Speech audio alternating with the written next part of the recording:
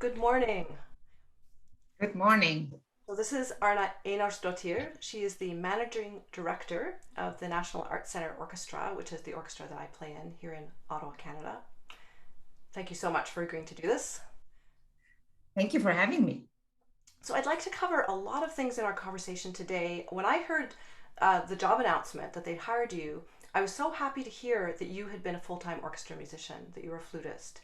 It made me very happy. And I have to say, as a woman, it did make me happy to hear there was a woman in this head leadership role.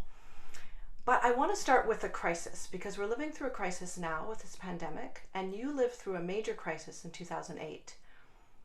I'd like you to speak to that because a lot of people don't realize, first of all, how Iceland was affected much more seriously than other countries. Yeah, absolutely. I mean, we certainly got the yeah, we were hit bad for sure. Yeah, and maybe first, Leah, I mean, it was so nice when I joined, the orchestra. I remember the first time I addressed you on stage in Toronto. Actually, you were doing a concert in Toronto. This was in February 2019, and I after the concert, you came up and you addressed me in Icelandic. And it was what a welcome. It was just, so you speak a little bit of Icelandic. So I thought that was so touching. And how is your Icelandic, Leah? Now it's not good. I can understand a little bit, but it's so, yeah, the cases and everything. I studied it quite seriously for about 10 months before we went back to Iceland for a holiday.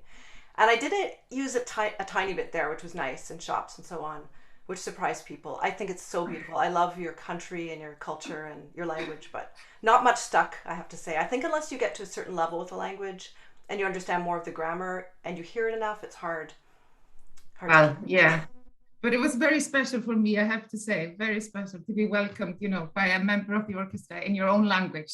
Well, not that I was, not something I was expecting. But yeah, going back to your question, I mean, the crisis in 2008 when our economy collapsed in Iceland and we were kind of maybe sort of one of the first ones, and then it sort of started to hit the kind of the whole world in some ways. And of course, because Iceland is such a small country, I mean, the population of Iceland is 350,000 people, 360,000 people. So, and we have our own currency. So it's a very, it's a very sensitive little market and can easily kind of fluctuate. And that's something that we're used to. But that this kind of took the banks. They all kind of one after another went bankrupt. And basically this was a crisis of currency. So we were left with no foreign currency. And it was very, to have lived through a kind of to get an announcement from, that, we should all kind of gather around to listen to our prime minister because he would be addressing the nation, and then everyone sort of leaving work early, sitting in front of the TV, and then the prime minister at the time addressing the nation and ending with the words "God bless Iceland." And this is something that we don't sort of use a lot, in the way we speak. So it felt really like, okay, so what is really happening? And it was a little bit like, this feeling of a carpet being swept from underneath your feet. And you think, will I have, will I be able to support my family? Will I be able to buy diapers for my kids? Those are the questions that kind of go through your mind. And of course, a lot of people lost their jobs. A lot of people lost their housing. It really affected us in a bad way. But in terms of sort of running an arts organization, it was actually a time of where we really could show our worth and value, because what we had to offer was and this is the difference from now, because there we could prove that point by bringing people together. And this is what the orchestra did. So we had been planning a tour to Japan, and we've been working on this extensively for, months, year in advance. And we were kind of on the way to the airport when the whole thing kind of collapse. I mean, that was how close we were, you know, and we had been reaching out to the tour organizer if they could, you know, help us because with some advance payment for the per diem, because that's where we struggled. We couldn't find per diem to support the orchestra for 3 weeks in Japan. But in the end, the organizers just said, don't worry, you know, you don't need to come over. You just stay put. So we had to cancel the tour.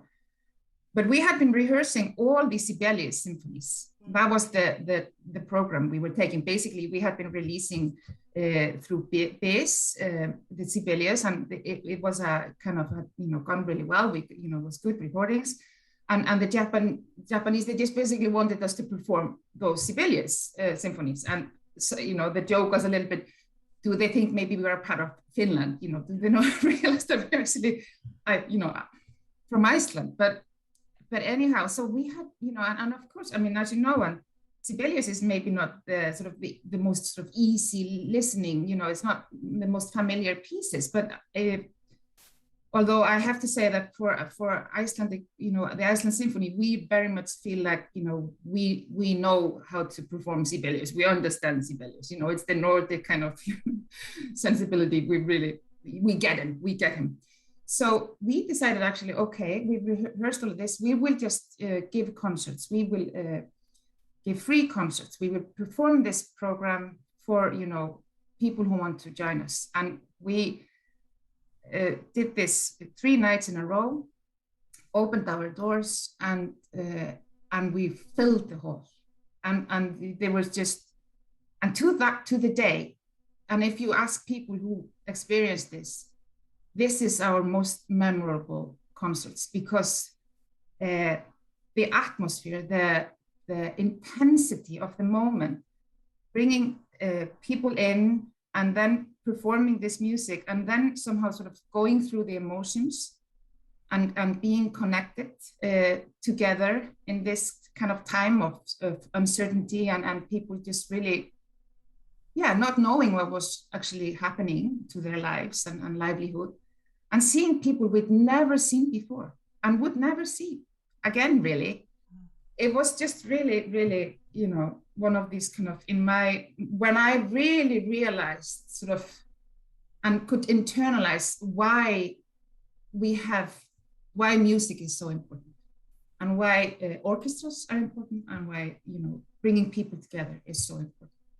And after this 3 nights, we decided to tour Iceland, and I was then in the role of an orchestra manager. So in just like, you know, few days, I just prepared a tour around Iceland, and we managed to give concerts all across. And again, every single village we went into, we had full hall. We played in churches, we played in sport halls, and it was such a poignant time also and I think it shifted something within the way the Icelandic people observed and sort of looked at their national orchestra. We became sort of we could really show our worth and value, and it mattered. Mm-hmm. And it was, so for me, that's the tricky bit, of course, about this pandemic, because this is kind of, we have not been able to respond in this way by bringing people together, because that's the dangerous thing. That's illegal. You know, suddenly imagine just to be suddenly finding yourself in a business that actually what you do is illegal. You know,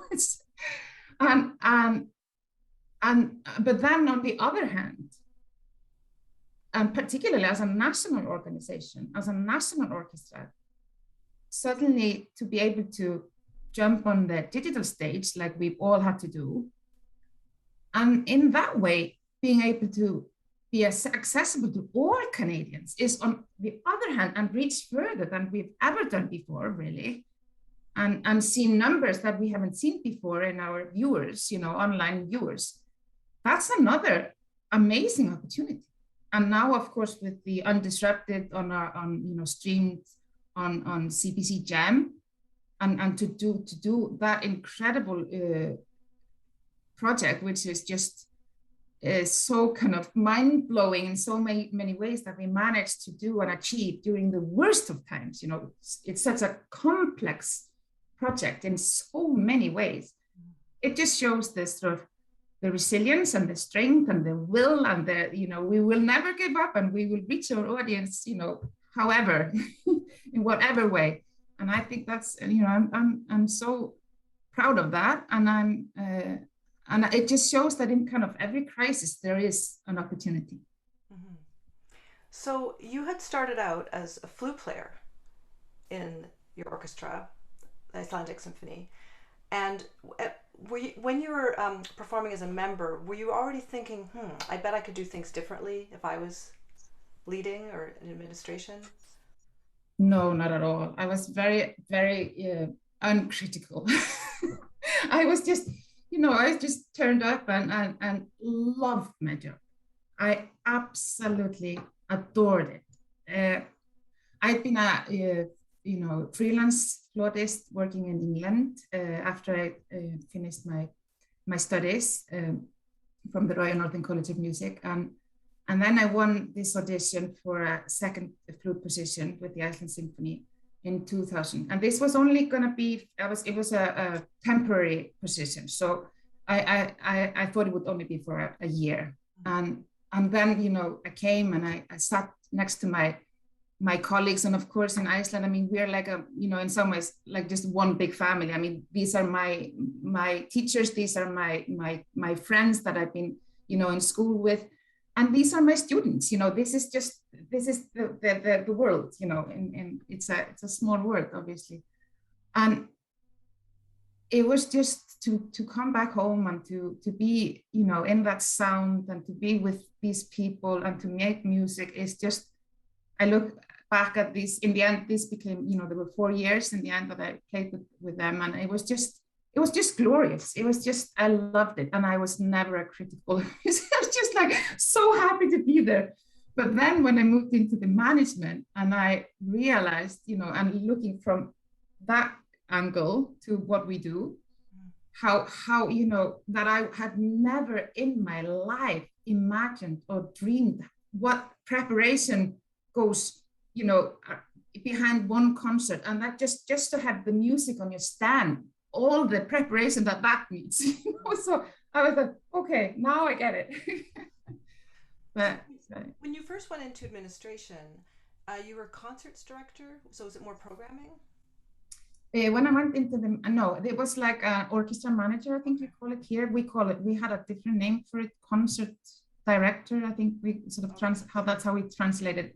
But it's so we actually, I came into the management in 2007. So I went and did a master in cultural administration. I basically, you know, it was a bit of a, you know, sort of a turning point, because when I'd been there for 4 years, the person I was replacing, who was actually my former teacher, he decided to leave the orchestra, which, you know, you rarely kind of have that happening, you know. So but the timing wasn't sort of perfect for me, because I was actually then, you know, and they had to audition by the, you know, re-audition by the rules and regulations of the auditions or hiring processes within the orchestra. And at the time I was 7 months pregnant of my older son, and I just wasn't in the fighting mode. And I just, you know, I just didn't win the seat. I lost the seat. So it you know, for me it was, okay, here's a turning point in my life. What do I do? Because of, you know, the freelance scene in Iceland is very small. You know, it's not something that you can, you know, sustain yourself really. And of course you get the sort of few gigs here and there, and then it would be teaching, and I absolutely love teaching as well. But it just wasn't. I knew that wasn't, you know, what I would want to do full time. So, and then it was sort of just basically by coincidence, and that's sort of how life sometimes is, fate or whatever. They advertised a new program in a business university in Iceland for cultural administration. So I applied, and I started on the day I was supposed to give birth to my son. So it was a bit optimistic there. And I have pictures of me, in the first. So this is like it was, you could either attend or do sort of online as well. So it worked really well for, alongside, having a baby or having a job. So I have like pictures of me with, books all around me, and then, having my baby here, and, and that's sort of how I did it. So that was my first, it took 2 years to finish that degree. And then I got this job, going back. And that was always what I had kind of in my mind. I thought, okay, you wait, I'll be back. Even if I don't get this seat, playing, I'll be back in some form or another. And so I came back in 2007. And we actually, it was me and a program director who we replaced one person, basically, who had been doing the job of this whole kind of organization she was a violin player that had sort of moved into the management, an amazing woman, and so intelligent, and so, but so it needed 2 people to replace her. But also, of course, the orchestra was moving into becoming just more professional in every way and aspect. It needed bigger team around it and all that. So, and I joined at a very sort of exciting times, because we knew that, the preparation for a new hall was already, happening. So we had this, concert hall in sight. They were sort of starting to build it. Harpa is so beautiful. I've only been able to visit, the lobby area and so on when I've been to Reykjavik, but I understand it just sounds amazing, and there's so many possibilities for acoustics in there. Can you speak to that a little bit?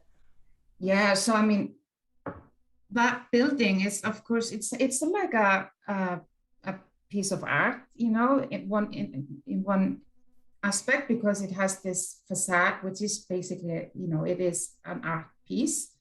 And it's designed by Ólafur Eliasson. He's an Icelandic Danish artist, and he's very sort of world known. He did there's a chandelier in the Danish opera that he designed as well. So he's, you can see his work all over the world.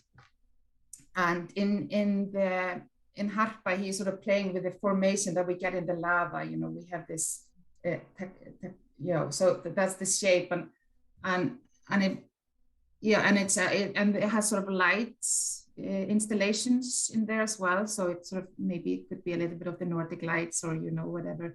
And they design it in many different ways. But inside you have the Eldborg, what's the concert hall, and there, like you say, it's like an instrument in itself. It's absolutely a stunning hall.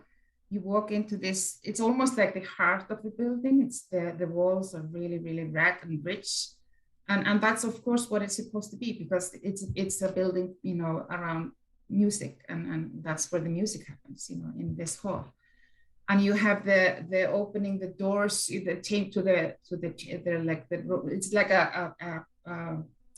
a room within a room, so you can open into the acoustic chambers, and that's how you adjust. And then you have a canopy above, so there are endless possibilities of adjusting, which in some ways can be a little bit tricky, because as a musician, you need to sort of know your acoustic, but it also it sort of makes it so that if you have a smaller ensemble, you can change the acoustic to accommodate that, and if you have a larger orchestra, you can accommodate that. So it really gives those possibilities and opportunities.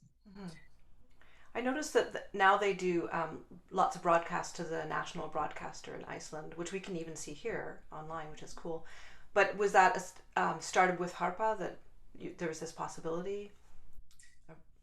Yeah, I mean, I think, and of course, just the times we live in. I mean, when this was one of the things that I felt was absolutely fundamental when and we were working towards, while I was there in the management, and when I moved into them as a managing director, was to establish this, that we were able to live on the digital platform as well as on our physical platform. And not, because we in Iceland, we need to connect ourselves to the wider world, and that's the window to the wider world. And we did have, great success with this. We had, videos going viral with, that we put on YouTube. So we have built that sort of quite sort of with with that vision in mind. But the great thing was that we've always been had a very sort of close relationship with our national broadcaster. So every concert is broadcasted live on radio.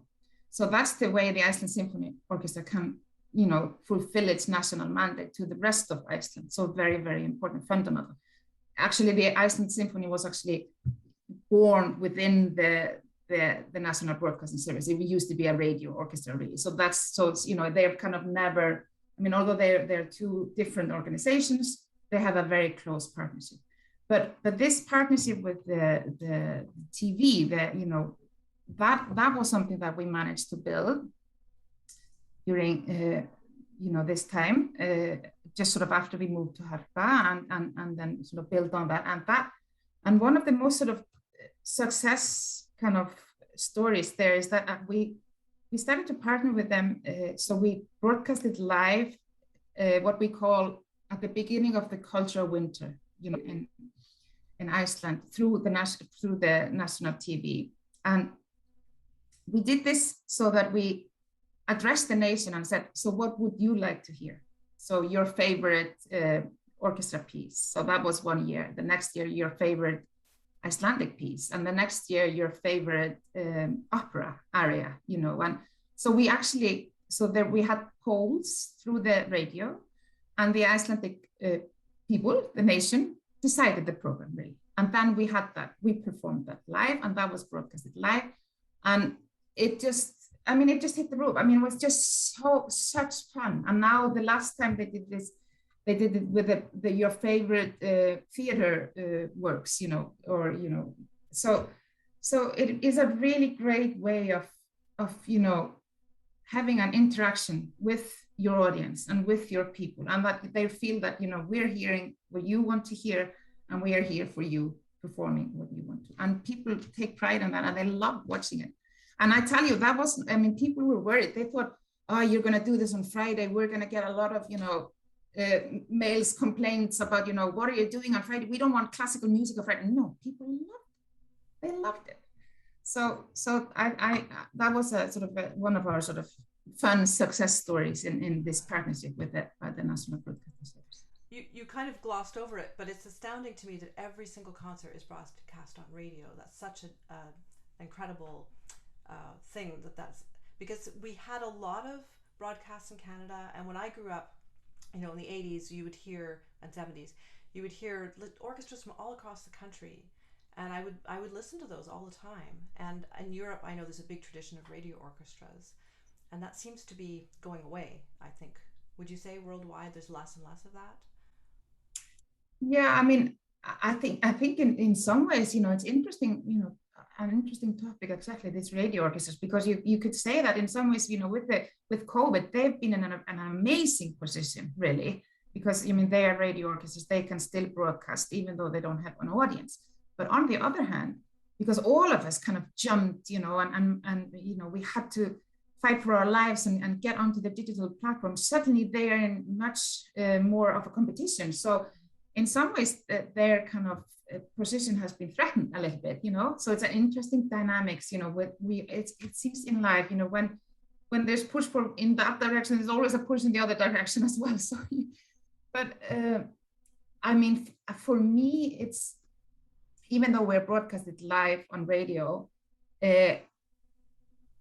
I think, this is true that we have different channels, and I would certainly say even now, we're not reaching the younger demographic through that channel, because they are not listening. And when we were growing up, you would have maybe 1 or 2 channels. Now you have so much. So there's always this question of, how do we cut through the noise, and how are we? So yes, for sure. And that's why I think, partnering with CBC or, and finding ways to be accessible for us, particularly because we're a part of a national organization. We have a national mandate. It's absolutely fundamental. And it was, for me, one of the things that I actually had, as a goal, coming here, is that, because if you want to call yourself national and you're not able to tour, extensively and all the time, well, you have to make sure that you are accessible then in some way or form. Otherwise, how can you call yourself national? What I, of course, didn't, I don't think I really understood until I came here is just how vast and how big Canada is. So I think maybe that was where a little bit of ignorance or not understanding, this is coming from a 360,000 people, population, and then going to 36 million, and then in such a vast, big country as Canada is. That was maybe my biggest kind of surprise. Yeah. I'm sure the first time you drove to Toronto, you must have thought this is endless, right? Yeah, and no, and people think like that's nothing. I'm not like, and then I was thinking, oh, I really would like to go skiing in the Whistler. Yeah, that's like flying to Europe. I'm like, what? And more expensive, probably. Exactly. Yeah.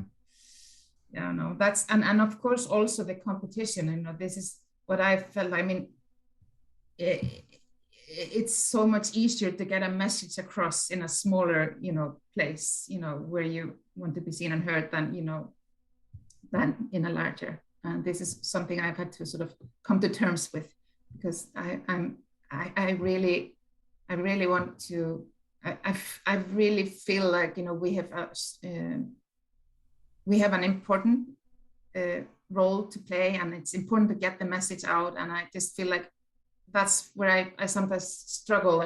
I'm not sure people are getting it, getting the message, because it needs to be so loud to get cut through, when you're in a larger context. So, and I think that's sort of part of maybe why, because I've been also thinking about, in Iceland, we have such an amazing, at the moment, time where we're seeing musicians really rise to the international kind of stardom. I mean, I'm talking about Hildur Guðnadóttir, who won the Oscar for the music to Joker and the music to Chernobyl. She got all these awards, and then Víkingur Ólafsson, who is like, a shooting star. And then we have Anna Þorvaldsdóttir, who is an Icelandic composer, and Daniel Bjarnason, all of them playing, writing for the large, biggest players in the scene.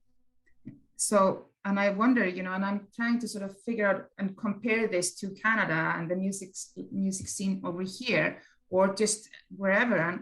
And I'm thinking, how does that even happen? I mean, and I of course know that, the Iceland Symphony played a part. And it was a very conscious part. And this is what going back to the role of a national organization and national orchestra, is to identify, support, and sustain this young talent and be the hub, for these people. But I mean, the first concert that Víkingur did with the Iceland Symphony was when he was 16 years old, and I mean, we premiered the works by Daniel and Anna, and all of this. So and of course Hildur was a part of our lives as well. So that's very, very important. That's we need to foster and care for this young talent, and that's what we need to bring to our stages and discover those voices and make space for it. Mm-hmm. And that's why I was really proud of the way we kind of pivoted, and in our NACO live and the way we programmed last year, because we were able to use that time to really, explore this young talent and explore this, different and bring more diverse music to our programs, because we were not relying on the revenue in the same way as when we're like, up and running in a normal season. So this was the time to do it, and we absolutely had to do it. Mm-hmm. And that's something that we should be doing, going forward as well. So, and I see, and I feel like the case with all these, with these incredible musicians, Víkingur, Anna, and all of them is exactly that, because, this is what we did, and their shine is now shining back. The light is now shining back on the Iceland Symphony and, the Icelandic music scene, so it's such an important role to play. And I think maybe it's this, going back to this being, a part of a smaller community, everyone kind of is seen and heard and matters. So it's easier to proceed to. I'm curious about your role because in our organization there's a lot of senior management, and even with the orchestra there's a lot of layers of administration. And honestly, I'm not really sure what you're responsible for in terms of decision making or. Yeah, exactly. I mean, I think, I'm responsible for it all, kind of. So you can blame it all on me. but I so but I but like in anything, you're not like making every single decision, but you are responsible for the, bringing the vision alive, and of course in partnership and collaboration and with Alexander Shelley, who is our music director, obviously. So but yes, I am. I'm responsible for our financial outcome. I'm responsible for the way we present ourselves to the world, and to you, and how organized we are, or whatever. So it kind of, it falls on me. So and I think, going back to being a musician and my background, that's absolutely where I base my decisions. It's all there. That's kind of, it's from there. And I have find it really hard, really, to imagine doing my job if I wouldn't have that kind of as a background and as a base, because I feel that's, I know this business. I've been a part of this business all my life. And I know I also have a very strong vision for it, how we go, forward. And that's my drive. I honestly really believe in the work we do and the importance of it. And but it's all based on this. At heart, I'm just a flautist, really. Even though I don't practice anymore. Well, I was wondering, actually, do you still play sometimes for fun? It's so hard because I think as a flautist I really had that sound, the way I, was my kind of thing. That was really what I was after, and it's hard, when your lips are not in that shape and you're not able to make that sound. So I don't play. I've got the flute here. I bring it with me, so it's here.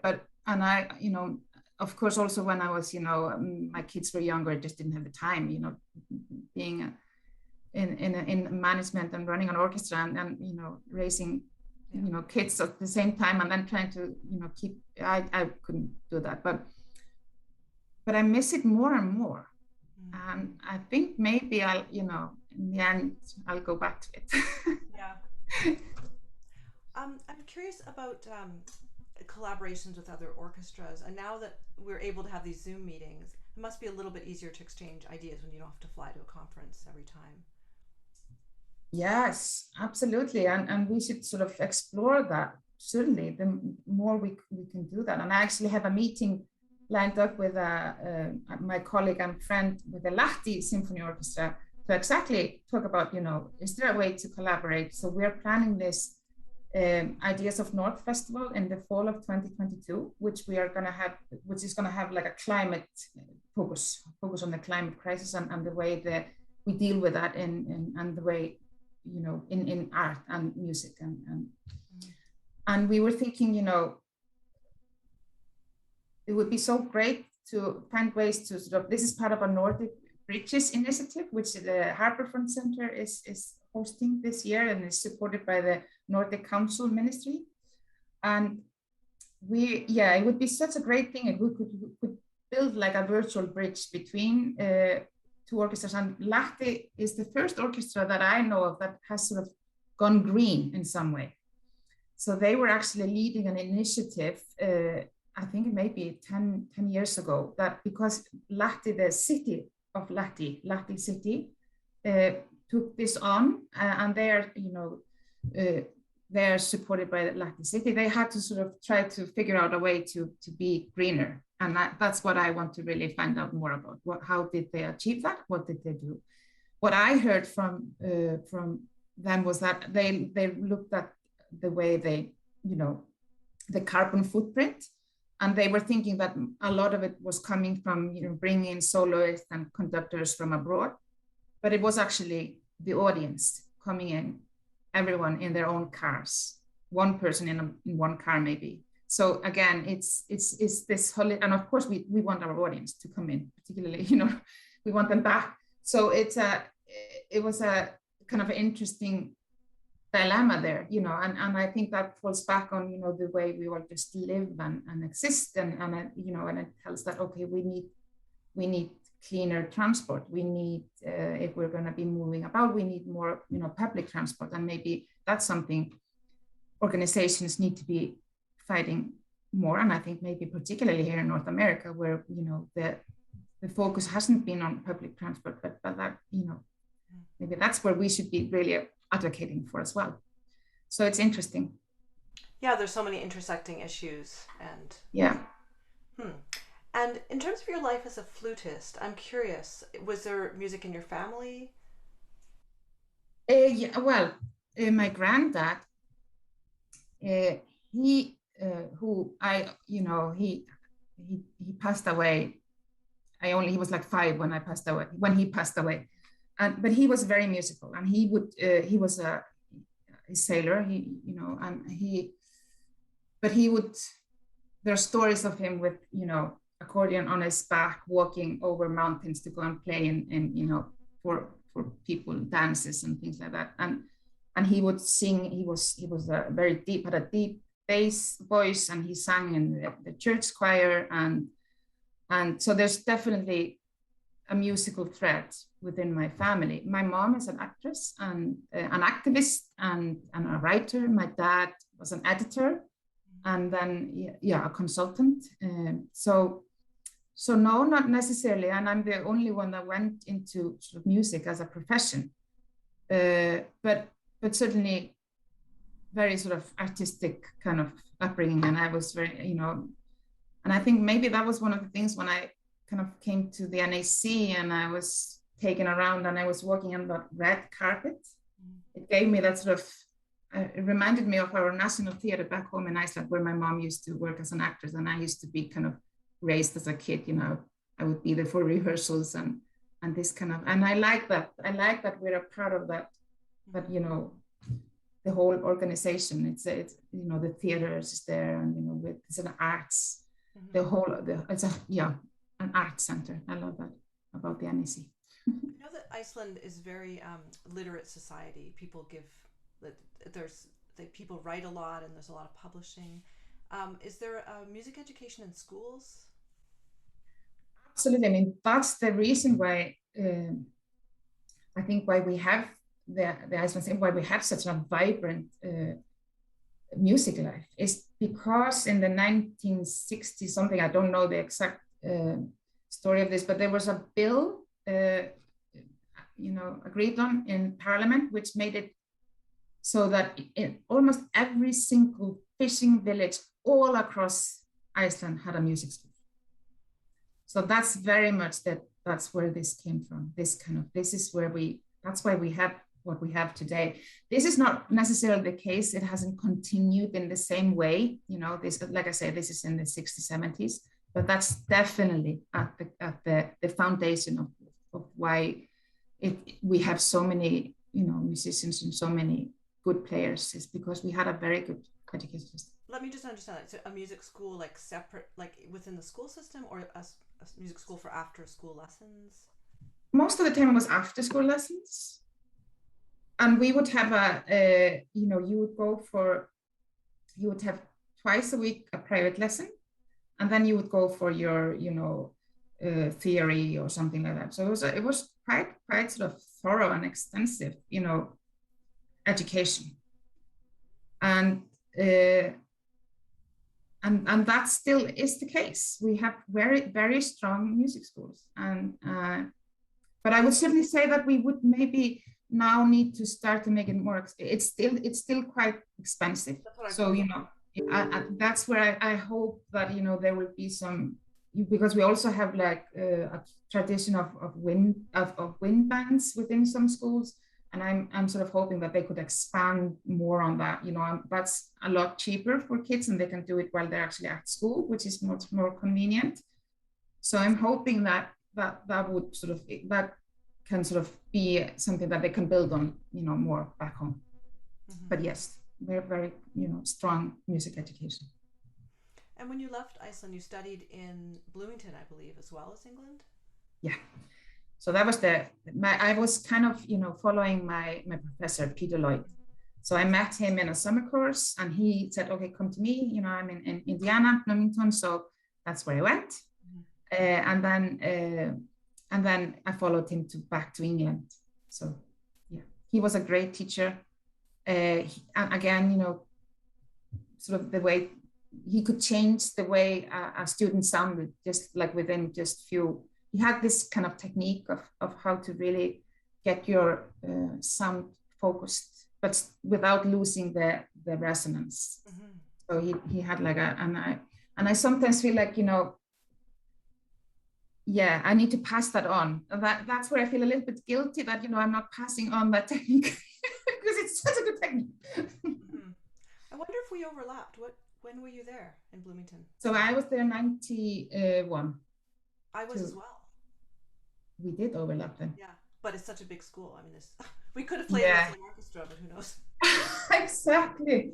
Yeah, and I mean, of course, the experience of, being in where there were 3 rehearsal buildings. I mean, imagine, it was just like you say, it was so big, and this library, and just sort of, it's a whole world that opens up to you, when you are, fortunate enough to study in a place like that. And because then, going back to England, that was not the case. There was just like one corridor, which had like, 5 rehearsal rooms or and yeah. And I was sort of, I had my daughter at that time. So I was a little bit sort of, the odd one out. So I had to also take care of her while I was doing my studies. So mm-hmm. Not always easy, but, we managed to get through it. I want to ask you about the Malco competition. You were just a jury member. It's conducting competition. And it's been around since the 60s. I was looking it up. Yeah, it's definitely one of the sort of, like you say, it's been around for a long time and it's got, quite a reputation and established itself for sure. And I was, just before, so this is very, a funny thing, but just before the lockdown in March 2020, I had just come back from England where I was with the Halle Symphony Orchestra on there. So they were establishing a new conducting competition. So that was my first experience being on a jury for a conducting competition. And I had a blast. It was such a great time. And I think it's, going back to this being in the management where you're just like, you're having to always, think about the big picture, and there are a lot of things to juggle all the time, and making decisions. Just to be sat there, just with a score, with just reading music, just like going into the details. I loved it, and so I was so excited to be going for this Malco competition. But I was so worried that they would cancel it, like all everything has been canceled, and I just couldn't believe it that they were going ahead with it. And that was just kind of marking us coming out of COVID. And they managed to do it. They had this, and they had a full orchestra on stage.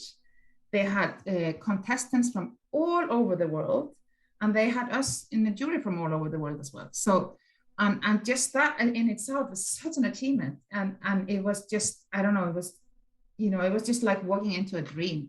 Again, like, just thinking about the music in front of you, just listening to music, and just, I mean, I think we all kind of sense this now throughout this crisis is, this, what we all took for granted, just the music, the being together, having concerts, having the audience in the hall, it was just something you wouldn't, it was just our work and what we did. And then suddenly not to have been, it's just been heartbreaking in so many ways.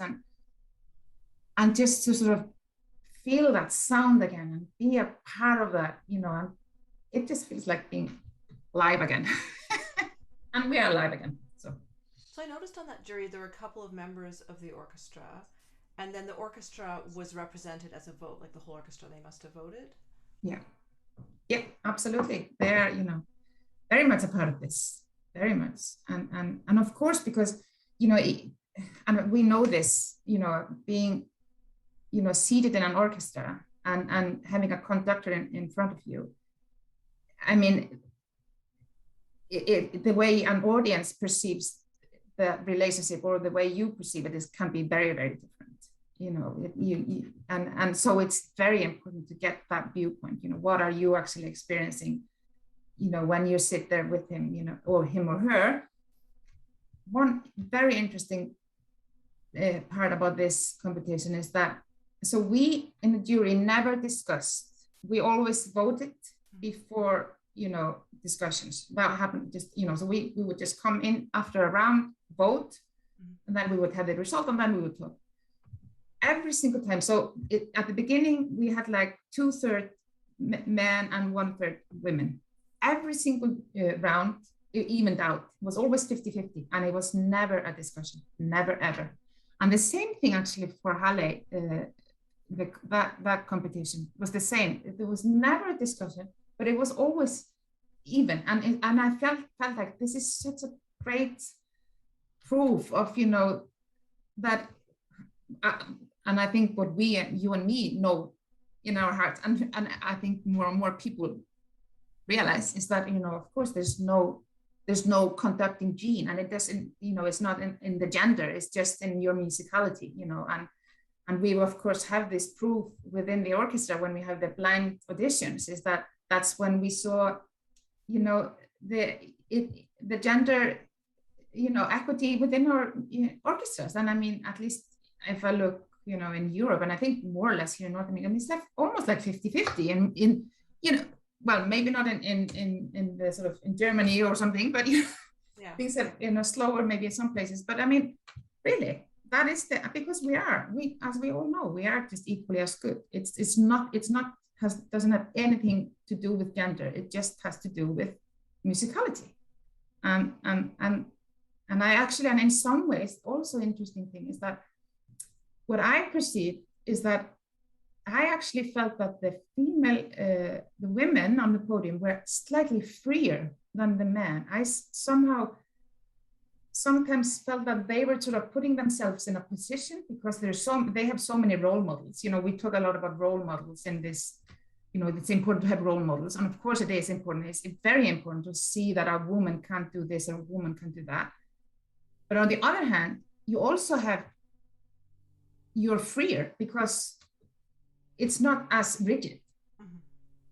We can, and I feel that also as a manager I was the first woman to be a manager director of the Iceland Symphony, and I think I'm the first as well here. And so there's, and there was often this kind of, women just have to be as men when they move into these positions. No, I don't believe in it. I'm just going to be who I am. I know what I have to offer. I know I'm basing this on experience and knowledge and my know-how. And I'll just, I don't have to look in any particular way. I just look the way I look. and I think that's, it's in some way it's freeing. Mm-hmm. I wonder, do you think there should be more conducting competitions, just to circle back to that a little bit? Because it seems to me that we need more conductors coming up that are really well trained. Or is that just my perception? Do you think there's enough? No, you might be right. And of course, competitions in this art form are always tricky. How do you judge really, and what do you judge and all that? But it is, and I was actually seeing some of these contestants were the same that I've been seeing in Halle. So, and that's great. You see their progress, and you see exactly that this is an important platform for them to try themselves out and to get an experience, very important experience. So yeah, you might be right. But also I think, for orchestras, we also need to take this on. We need to train. And this is, if you look, for instance, to Finland, and we know of their amazing tradition with conductors. Yeah. They get to work with their orchestras. They have a lot of orchestras, and I'm sure there's some kind of per capita, some kind of a world record. Maybe not compared to Iceland, but because we always win that. Every kind of per capita we win. but but I'm sort of, I think that's where we also need to take time. We need, and again, to that point, we need to be cultivating talent. We need to be, that's our role, not just as a national orchestra, but all orchestras. Because if we are to continue with this, so, we need to be creating that future for ourselves. Mm-hmm. And one thing that's come up in this series, hopefully for people, is that there's so many different careers you can have in music, and people often don't see that when they're younger. And a lot of people want to be a classical soloist, and they end up doing completely different things. I'm sure, like, flute is primarily an orchestral instrument. When you were 18, you couldn't have imagined your career now, I'm sure. No, never. Never. And yeah, I didn't even imagine myself being in an orchestra. I don't know. And sometimes I feel like, and that's maybe the tricky thing about being, musicians, because we have to start so early, our training. I mean, you can be a violin player if you haven't started when you were 4 or 5 or 6. It's kind of, it starts in your childhood. And I mean, I started playing the flute when I was 10, and it was just, it stuck with me, and I was just always playing the flute. And then you just get better, and then then you're just on a path, and then you just and maybe you never actually take that or make that decision, and somehow I find that was a moment where this was just my thing. My friends, they would like have to decide whether we're going to be lawyers or whatever. I never decided on anything, but I never also decided I was going to sit in an orchestra, or it was just, I just kept going. But then and of course, in some ways, I think if I would have sort of been a professional flutist, I would also have liked to be more creative. Being maybe writing my own music, or just sort of, or exploring. I did concerts where I had my poetry, and I played music to my poetry, and I was trying to explore and expand a little bit on the concert format. That's really, maybe that was my theater background, the background from being brought up in the theater in some ways. So yeah, but I have to tell you though that I so fell in love with the orchestra when I was in it myself. These years with the Iceland Symphony is just that I think you get just addicted to that sound, or being part of that organism, or just, and the love of the music that we play. And it's the best job in the world. Hey, I can't disagree. Yeah, it's hard to describe for people the sound when you're in it, when you're in the middle of it. It's very different. It is. So the world is a different sort of thing, I think. Yeah. It's of course also quite hard to be a musician in an orchestra. I think, there are sort of, there are tensions, there, because you're such a highly trained musician, and you sit in and then you're suddenly kind of in this body, and trying to figure out a way to, particularly when you win an audition, maybe when you're very young, and then you're maybe sitting there for like 20, 30 years, how do you keep yourself motivated? How do you keep yourself in love with it? And I think that's a little bit the struggle for orchestra musicians, and I it's but of course, like with anything in life, you always have to kind of reinvent yourself. Mm-hmm. Yeah, I think when we have many different programs, different soloists coming in, and of course, changes in music director and visiting guests, it's like a whole new feeling every time. So yeah, there can be a lot of variety in that, especially in a place like here with the National Arts Centre. We're lucky enough to have a lot of different styles of music, so I think that really helps a lot. And you say 20, 30 years. I mean, some of my colleagues have been here 40 and 50 years, so it's a it's a very long it's a lifetime. And it's and I also feel like it's so important to realize that,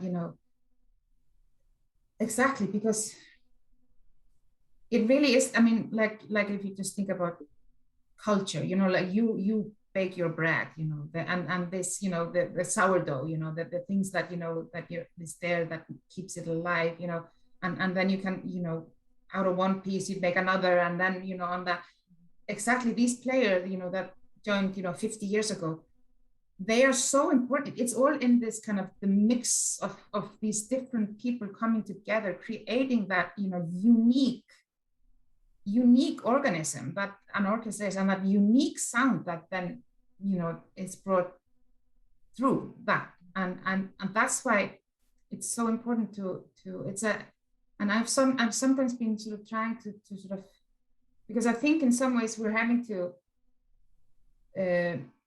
always not fight for our lives, but sort of give clear understanding of why it's so important to have an orchestra.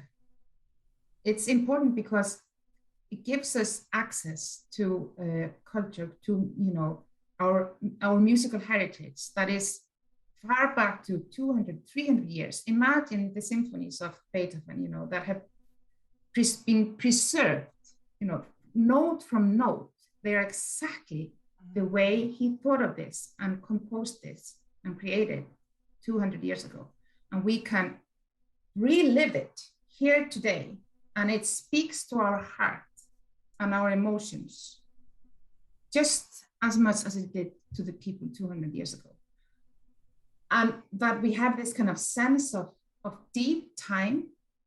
And I think that sense of depth is particularly important in our day and age, because, and I see this in some ways a little bit the same as the way we have to fight for this understanding, this, that, people understand the value of this in the same way as, for people who are fighting for our climate, so I really want, see us join forces there, because to listen to a Beethoven symphony is like hugging a 200-year-old tree. You get that same kind of, it's that same rooted time, an essence of time, an understanding that you are here only for a very short time, and you need to pass on what we've got here to the next generation. That's your role.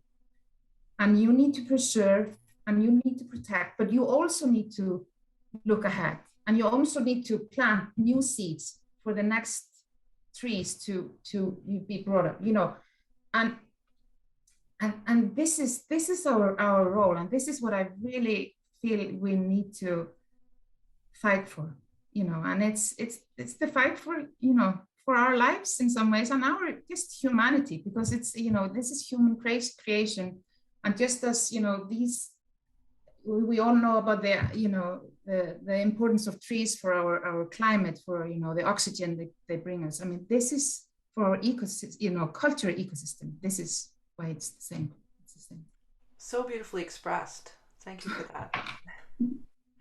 Well, it was just a joy to speak with you today. Oh, thank you. It was really nice. Thank you for the opportunity. Really enjoyed it.